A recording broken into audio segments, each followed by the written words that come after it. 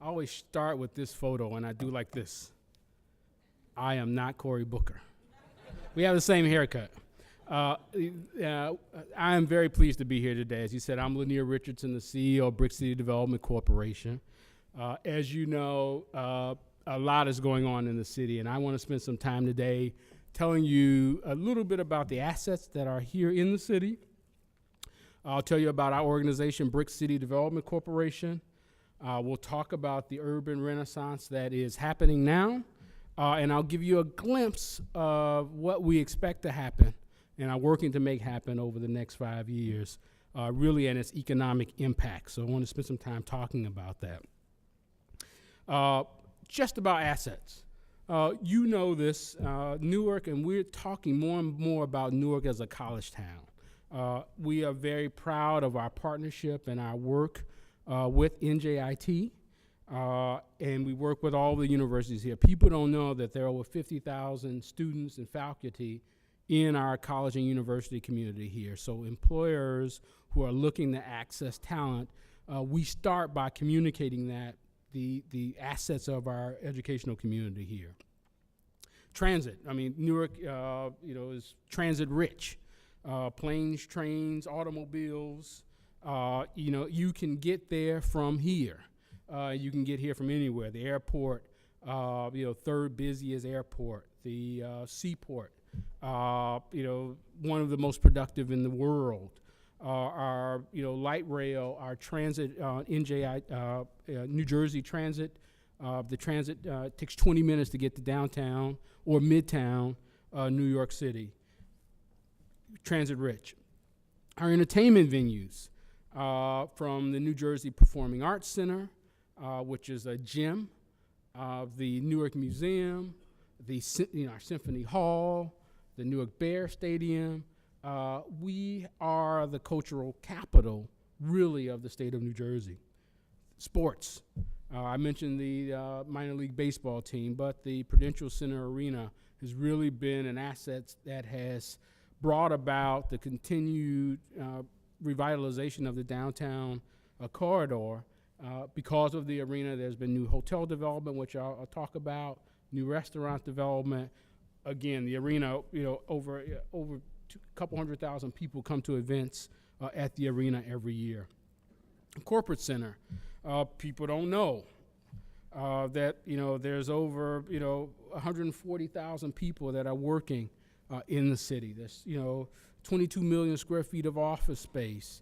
Over 50 of the Fortune 500 companies have some type of operation here in the city of Newark, and we hope, and you'll see, to continue to grow that. What's on the horizon? This is, it's fun for me because this was the master plan exercise. The mayor and his leadership team in the Department of Economic Development updated the master plan for the first time in over 20 years. And not surprisingly, what we heard through the process really could be distilled down to about 10 things. More retail, become a destination and increase the reputation, establish more entertainment venue, more income diversity, more pedestrian-friendly walkways, increase the vibrancy and the vitality of the city, and continue to do development around the transit assets that are here. And so the mayor formed the organization which I lead, the mayor and the municipal council formed Brick City Development Corporation about 5 years ago.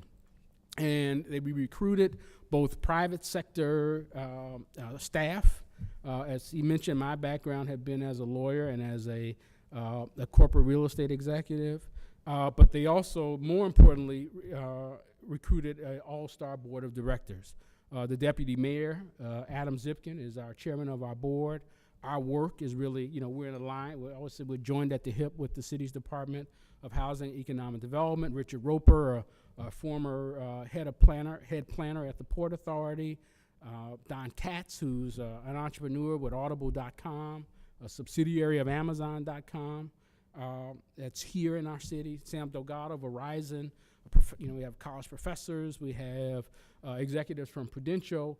It really is some of the thought leaders to help us continue to advance Newark's economic development climate. And we're really charged with 4 things: creating jobs, increasing the reputation and telling the story about Newark, making sure that it's considered as a destination for companies who want to open a business, people who want to visit to go to any of the entertainment assets, and ultimately to reside here as well.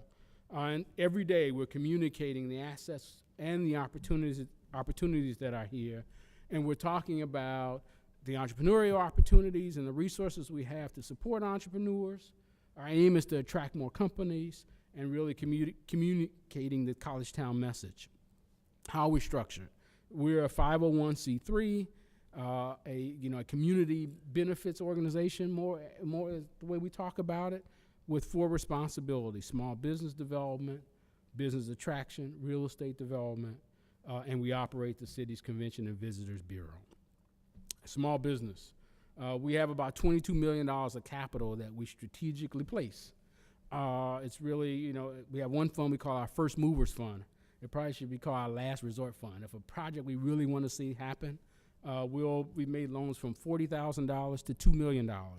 And that our lending has really brought about some of the initial catalytic downtown development that you see. There are restaurants and hotels, which we'll talk about. Chris and Leslie Harvell, which are featured on this slide, we're very proud of them. They're Newark residents. Leslie is a graduate of the dental school here at UMDNJ.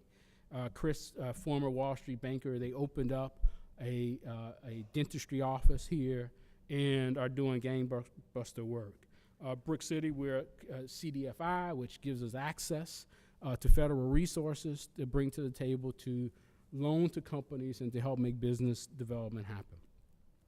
Business attraction. Every day, again, telling the story.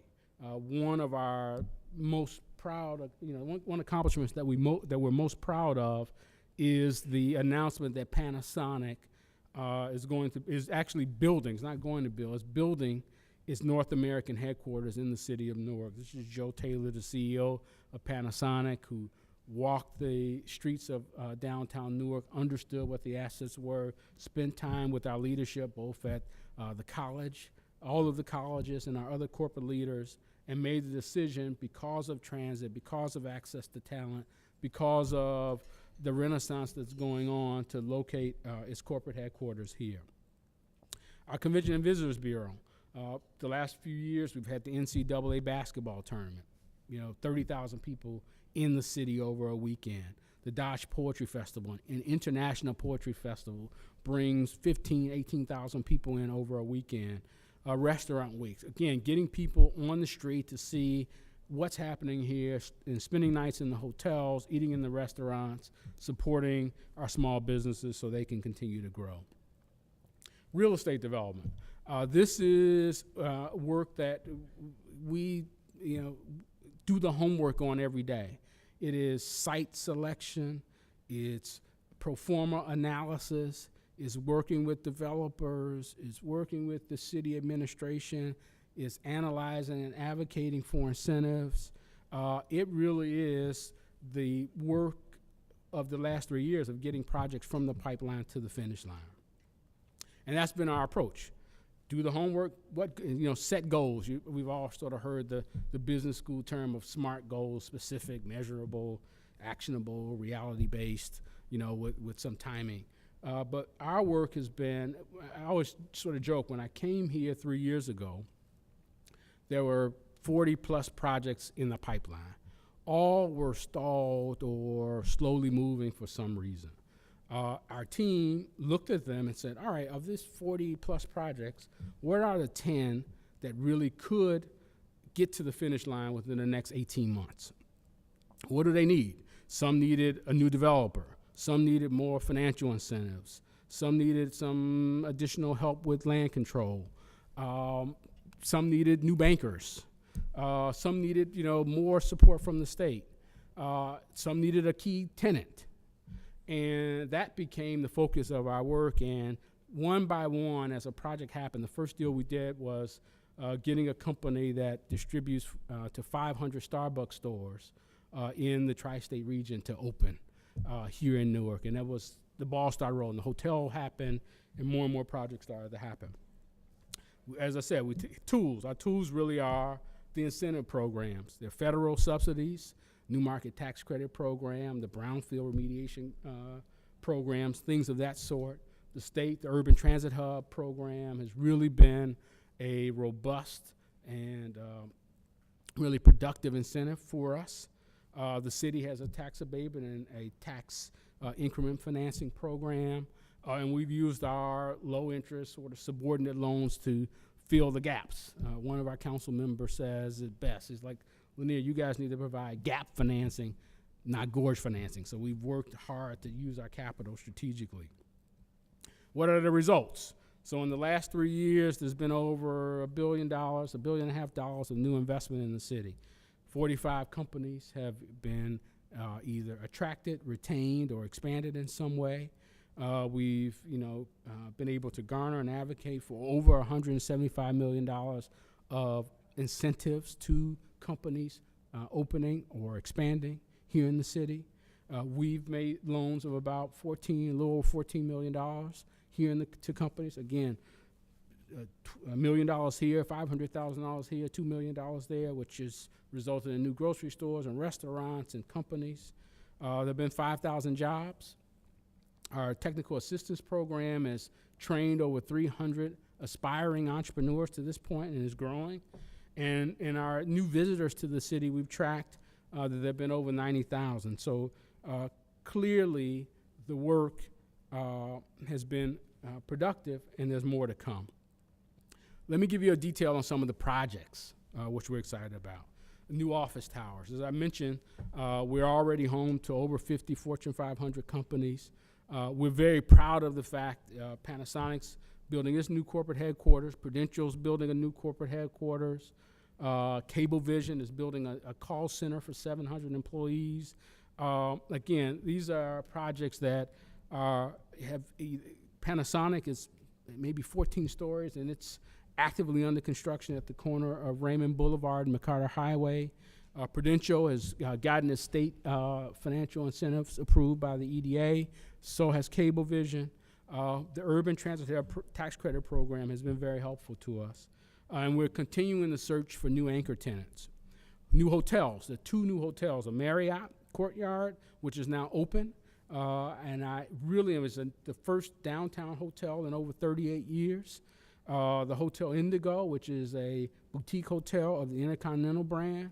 I invite you. The Hotel Indigo is actively under construction, should open in April or May of next year. Swanky little boutique, but please, if you have an opportunity, stop by and just have a drink in the lobby of the new downtown Marriott, a very cool place. The retail is coming as well. It's about 15,000 square feet of retail. I mentioned our loans for new restaurants, and for us, restaurants create vitality in the city's central business district. From Dinosaur Barbecue, which is anybody who is a true barbecue fan. Dinosaur Barbecue is a New York icon and a cool asset here, great food. But they're also a little new tapas bar at Mampu, in the Ironbound, Swanky, Urbane, Loft 47, Edison Ale House. We've invested in about 8 new restaurants in the city to continue to make the downtown core more vibrant, and there are more to come. New manufacturing and distribution centers. I mentioned the Bartlett Dairy, which distributes to 500 Starbucks stores. Wakefern has built a 180,000 square foot distribution facility. They distribute to ShopRite stores from Buffalo to Baltimore. And so, fresh produce. Manischewitz. The mayor always jokes that Newark is now the wine capital of the world because of Manischewitz. And I always joke that because of Manischewitz, if you go to the Guinness Book of World Records, I told my kids this, that the mayor and the Panasonic executives, and I'm sort of in the background, were next to the longest pizza matzah ever made. And so that's my claim to fame. Morris Lister is a 350,000 square foot distribution facility that's being developed right now on spec. So there's the book of transformative projects in Newark is still written. And so this has been a lot to this point about projects. And so there are projects on the horizon. I'll tell you a little bit about a few of them here. NJPAC, right now, the Performing Arts Center, again, a key cultural asset here. Across from it, it's sort of vacant parking lots. Over the next 2 to 3 years, and I'll show you more of the chart of timing as well. There's plan for mixed-use residential and retail, about a 40-plus story tower that will be residential and retail right across from the entertainment asset, creating a little community there. Springfield Marketplace. This is a long vacant parcel right in the city of the center, right in the center of the city.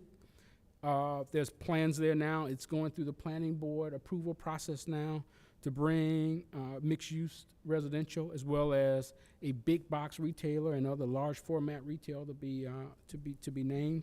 Great project. Over almost 200 units, over 150,000 square feet of retail. The Haynes Building, again, right on Newark. You almost can't come here without seeing that. The Haynes Building is one of those projects that I always talk about is Newark will feel different in its downtown central business district when the Haynes Building is done, and that is now on the drawing board and working its way through the pre-development process, as well as Broad Market.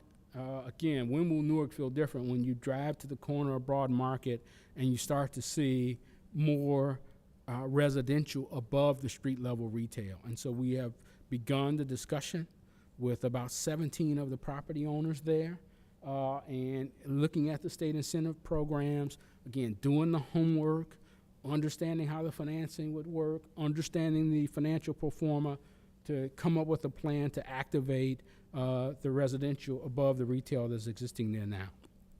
So when I look through the Viewmaster, right? You remember the Viewmaster toy as a kid? When you look through the Viewmaster of the next 5 years, and that's our job. It's actually to say, sort of working with the mayor and working with the mayor's office of economic development. What really should happen?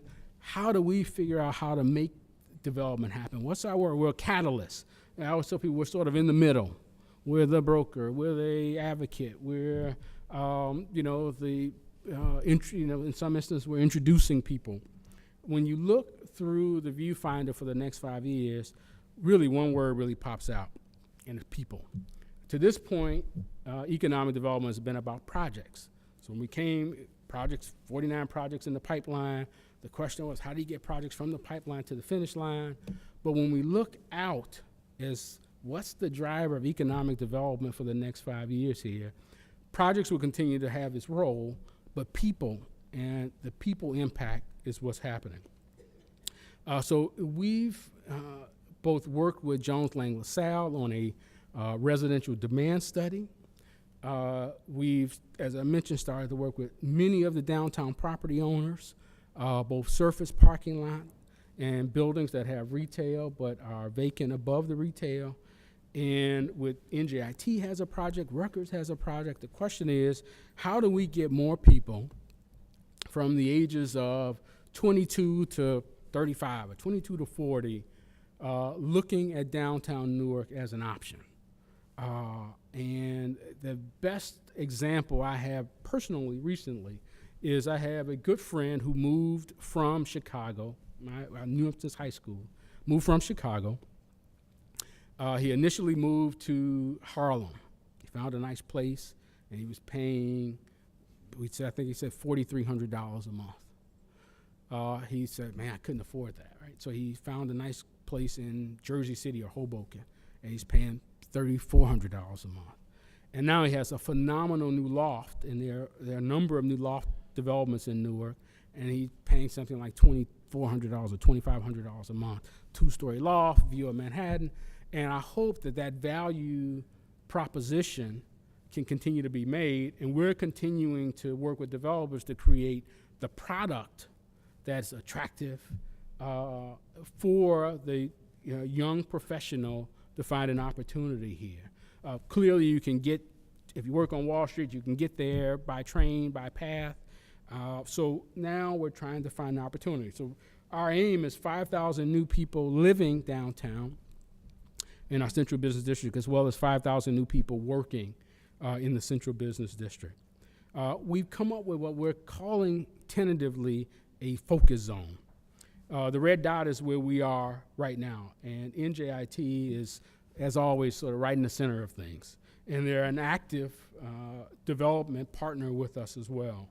There are 7 projects that are currently under construction. There are 10 projects that are working their way through the development pipeline, and there are 15 other sites that can be office buildings, residential, other retail that we're focused on in this zone. This zone is 1 mile. In other cities, when people start to look at zones around the central business, it could be 2 miles or 10 miles. This is a 1 mile zone that we expect to have 5,000 new young professionals living here and 5,000 new people working in this 1 mile radius over the next 5 years. That's our aim. And there's the demand. As I mentioned, Jones Lang LaSalle did the work for us. We talked about pricing of units can be priced at about $2 per square foot per month. A 1,000 square foot unit is $2,000 or less. That there is demand. And you look at sort of the drivers, the students and university staff, faculty and staff, over 50,000 people in that community. The graduates, it was interesting to us to see that there are over 8,500 graduates of the universities in Newark every year.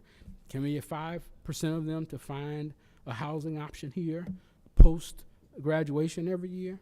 The professionals at Panasonic and Prudential and the Gateway Center, the Horizon Blue Cross, who has over 3,300 employees right next to Penn Station. Our arts and entertainment community, again, over, I think it was 1,500 people are right here every day working in our arts and entertainment community.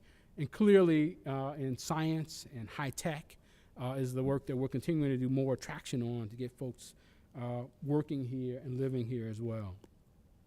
When we look at, people say, is that really real? 5,000 new people?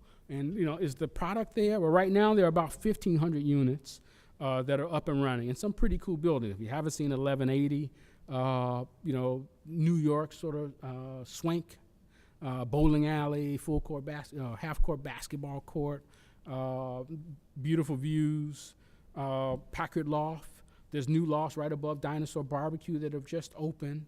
You see the dorms all have, and the universities all have student housing. Under construction right now, one of the signature projects is a project called Teachers Village, which is about not even a half mile away from here. It's over 250 residential units, 3 charter schools, 80,000 square feet of retail.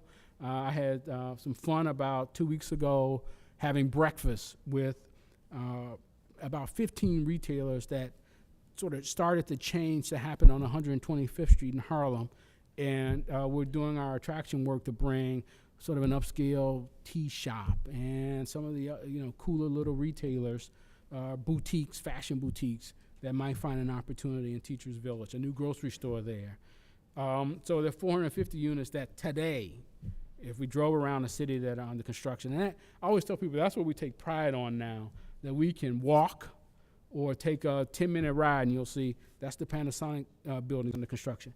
That's the new movie theater just opened with Shaquille O'Neal and Goldman Sachs. That's the new grocery store, the first in the Central Ward in 22 years, the 2 new grocery stores in the Ironbound. There's not what's to come. You can drive Dinosaur Barbecue just opened. The Loft building is under construction. Teachers Village is actively under construction. So the transformation and the continued revitalization of the city is happening. There are 1,000 units that are in the pipeline. I mentioned the projects around NJPAC and Springfield Marketplace and the Haynes Building. They're working their way slowly, strategically through the pipeline. I talk about this work all the time as urban development is evolutionary, not revolutionary. So our work is kicking the ball down the field 1 yard at a time in an organized and a consistent way. And there are 1,000 units of projects that are on the drawing board. We got to find financing. We have, in some instances, they have developers. In some instances, they have a landowner that is actively working to advance the project. Again, when you look out 5 years, clearly, with our university partners building graduate student housing, Rutgers, NJIT has a project with 600 units actively under construction. You'll have, without a stretch, more than 3,000 new housing units in this 1 mile radius of where we sit. And retail as well, residential, retail follows residential. Retail follows residential. We often get the question, well, you know, people are not gonna move here if you don't have the amenities. Part of our effort in really demonstrating that residential will happen and is happening, and ultimately, as I'll show you on the next slide, the economic impact of that, the retailers follow. So we've had everyone here from, you know, the grocery store chain that everybody would desire, you know, which I need to keep their name. I can't say their name, but you know, right? To some of the boutiques that and the big box retailers that we think a city should have. All are listening to our sales pitch. They're analyzing our research, and they're examining our market. So we expect each one of the projects has some retail component. Springfield Marketplace being the biggest, you know, about 140,000 square feet. But each of these projects has street level retail, 15,000, 80,000, 30,000, 20,000. It's going to be about who's above that street level retail. It's going to determine who the retailers will be as that's developed. Now, this is what's cool to me, and this is early stage work, and we're going to continue over the next year or years to hone and refine this work. But when I talk about a glimpse, when you look in the viewfinder, a glimpse of what's happening, this is interesting to me. So this is their impact of just 5,000 people. And again, this is not doesn't capture property taxes. This is just the spending potential and its impact on Newark. These are 5,000 people living here, paying rent here if they're renting, owning here, paying sort of paying their monthly mortgage payment, you know, buying basic goods and services at the Walgreens or the grocery store, or getting their hair done, or, you know, going to a store and buying party goods or drinks on a Friday. The economic impact of this. And so let me just go through this chart very quickly. Adding 5,000 people, right now there are 11,000 people in that little zone that I showed you. So adding 5,000 and sort of growing the zone at 2% for the following year. It's a 53% change in just the residential occupancy of that zone. And when we talk to retailers, one of the questions they always ask us is, you know, what's the density per square mile, right? Is it more than 10,000 people is in a square mile? So we're starting to get to that point. You know, and we talk about our desired population.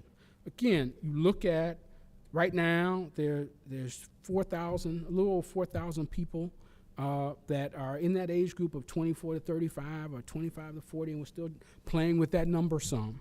But if you start to add 5,000 people and grow it a little bit up, you know, sort of increase that population by, you know, increases by 100%. This is if 75% of the people that we're marketing to, and we're creating an incentive program for, find an opportunity here. You sort of have that. That's what's missing in Newark right now, is the young professional in the central business district when you look around. The median household income jumps 50%. These are folks with college degrees that are working either here or working elsewhere. I think we looked at the U.S. Sort of U.S. Department of Labor survey with an average household income or an average income of about $60,000. And then educational attainment. Again, when you talk about attracting a bookstore, you know, there's been conversation about getting a Barnes & Noble to operate in downtown Newark, a cool coffee shop, the Starbucks back. People ask me that all the time. But when you start, and one of their metrics is, tell me household income, tell me density per square mile, and tell me what percentage of the people in that area have a college degree. And that starts to jump as well. But again, what's interesting and sort of eye-opening for us on this chart is the economic impact. Currently, the economic impact on the 4,000 people in the zone is a little over $120 million. But you look, 5,000 people in this little tight area raises the economic impact by almost $160 million. And that to us is why I say people power, people attracting this $60,000 average household income, young professional who will use the transit asset, the public transit, who will live in high rise, who will drink at the bar and go to the sports event and go to a concert at NJPAC. This is what it's all about. This is $160 million of economic impact, sort of conservatively estimated. And again, we have more work to do on this, and we're starting to work with the Boston Consulting Group and our partners at all of the universities to further quantify this so that we can articulate it to our city elected officials and our state legislators, as well as retailers, and use that number and that impact in our business attraction efforts. And then we talk about 5,000 people working. The same thing, when people say, well, is that reasonable? But you look at Panasonic has 1,000 employees that they're locating to the zone. Prudential is expanding and bringing more employees here to the zone. Blue Cross Blue Shield now will soon have a new 200,000 square feet of space available for work in the zone. Our efforts to attract more high-tech companies.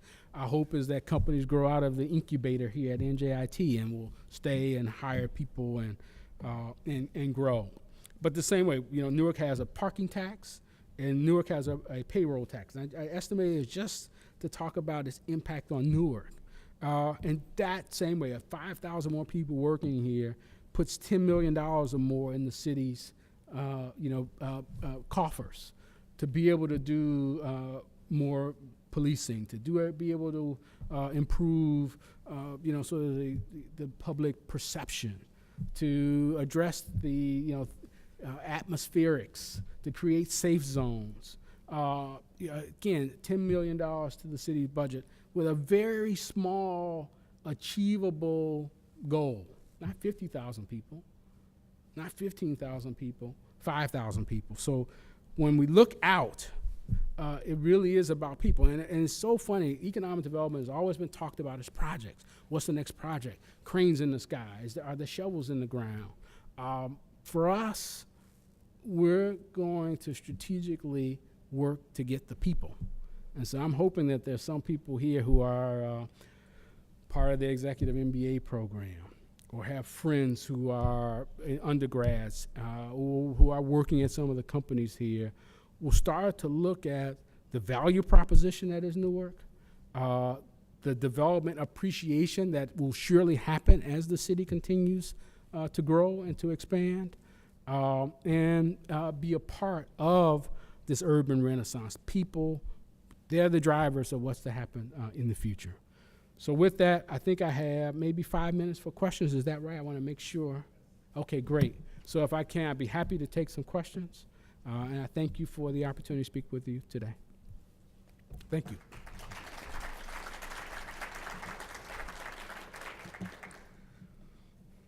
One quick question that I have is, there are some statistics out there that there's a demographic shift in the United States from suburbs to cities.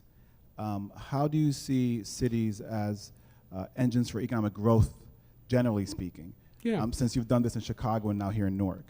I mean, really, it becomes there's sort of two shifts in the population: older people retiring, the baby boomers retiring, not wanting the big home and the lawn to mow and the home maintenance responsibility. Kids have gone, to college or on to their own professional, their own careers. So they're moving back to cities, as well as sort of the young professionals, wanting the conveniences of just, I joke, I've been here 3 years now, and I put 9,000 miles on my car. I walk to the grocery store, I walk to work, I walk to the health club. I take my car out to go to Walmart, and hopefully I won't have to continue to do that after much longer. I take church, I drive to church, right? So, the convenience of urban living is the driver. About 2 months ago, we had the really renowned, sort of noted urban theorist Richard Florida here, who's written books and developed a thesis around the rise of the creative class, sort of young professionals, folks working in creative occupations, the arts community, the diverse community, racial, sexual preference, all sort of finding the vibrancy of urban living also attractive. They can walk to a bar or walk to the NJPAC, right? It's cool to be able to come out of a concert venue and not have to worry about a car. To take a train to New York, 2 stops to the airport. If you're going, when I go back to Chicago, I take the train back, or I take the train to the airport. And so many cities, we're at a nascent stage here. But if you look at Washington, D.C., clearly New York, downtown Chicago, what's surprising, downtown Detroit. We spent time with their Economic Development Corporation. Downtown Detroit, right for the same reasons, close to the arts and entertainment community. People walk to work. You have some visionary entrepreneurial leaders there who've been buying buildings and attracting companies, and they've created an incentive program that may give folks who are renting for the first time a $2,500 incentive to live in this little zone. We're working on an idea like that now, or to incentivize condominium ownership there. And again, those people and the economic impact of those people will make the city safer, helps make the city more, the city beautification efforts, helps to continue to get better leaders and, a better quality of life overall. Yes? I'm trying to talk loud. How does the outcome of the election impact your business? That's one question. Number 2, what are your social responsibilities towards the current tenants of Newark? Because I hear a lot of bringing in 5,000 new staff or new folks in and 5,000 new jobs, but what about the current staff? Great. The current Both tenants? two great questions. The first is easy. So we're apolitical. We want to work with, we're not politicians. We want to work with, there's a Democratic governor or a Republican governor, Democratic president, Republican president. We still have a mission and a charge to get economic development to happen in the city. That said, our mayor has a great relationship with the Obama administration. Our Senator Menendez, Democratic senator, has been very productive in creating federal programs. One of the authors of the New Market Tax Credit programs. So that relationship and that ability to sort of talk to the White House and communicate sort of both our plans and our needs has been beneficial. But again, as an economic development corporation, whoever is in that seat, you still have to figure out how to communicate why this makes sense to allocate resources to our efforts. Second question is really sort of the broader Newark, and there are really 2 answers. We've decided to focus on this 5,000 and on this 1 mile zone, but we are the Economic Development Corporation for the city. So if you look at our loans, we've made, we're looking at the strategic corridor, Springfield Avenue, Springfield Marketplace. We've made loans over in the South Ward, the Starbucks distribution facilities in the South Ward. We're looking at projects in the West Ward. We made sort of strategic loans there. So we're out there. The hope is that, as we continue to invest in the zone, that there's, again, more revenues in the city's coffers to continue to be able to make the rest of the community stronger.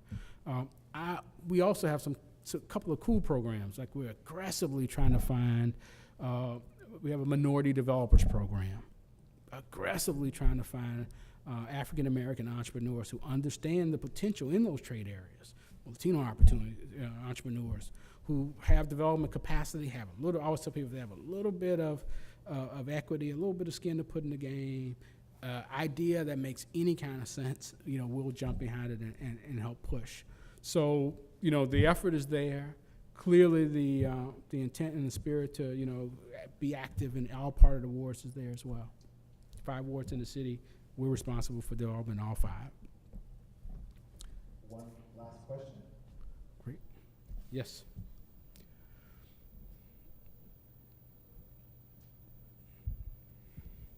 Hi, Letitia Spencer, EMBA student. I see you have the business side and the collegiate side within your presentations. However, is the public school systems in conversations while you're sitting down at these meetings? Because I know there are strong options of charter schools and Catholic schools within the area of Newark. But if you're looking for families to continue to move back to Newark, because by the way, I was born and raised in Newark, I do not currently live in Newark. But however, when you have families with children, the public school systems is one of the most important things that you have to look at when you're getting them to move back to Newark. You are 100% right. I absolutely agree with you. Two answers. There's a whole public school and a school reform effort that's going on really outside of our office. And quite honestly, we're not at the table as much as perhaps we should be in those discussions. The mayor's, recruited phenomenal leadership. Cammie Anderson's a phenomenal leader. You heard about the big announcement a few years ago. The Facebook founder, donated $100 million to the school reform efforts here, to be matched by by other investors as well. So it'll be $200 million of new capital, sort of fresh capital, philanthropic dollars available to help make the school system better. So that effort is going on. We're sort of charged with making economic development happen. And again, at this point, it's been projects. The school reform efforts we know are happening. Second answer is the reason why we talk about initially a focus on target population of 22 to 35 is we know we still have the objection of if you have kids, the public school option may not be attractive to you now. It's probably not attractive to you now. Teachers Village has 3 new charter schools as a part of the development in the zone, and there's a lot of talk about other charter schools. But I think our aim was when we looked at the whole market opportunity, there was demand, and you look at where we are compared to other cities, there was opportunity for us to attract, sort of young folks without kids, and ultimately at some point even the older folks whose kids have graduated who want the advantages of urban living. So our initial work is, can we get 75% of that population, that 5,000 people that we're aiming for, to be 22 to 35, sort of before the kids are school age or before they have kids. Thank you again. I really appreciate the opportunity to be here.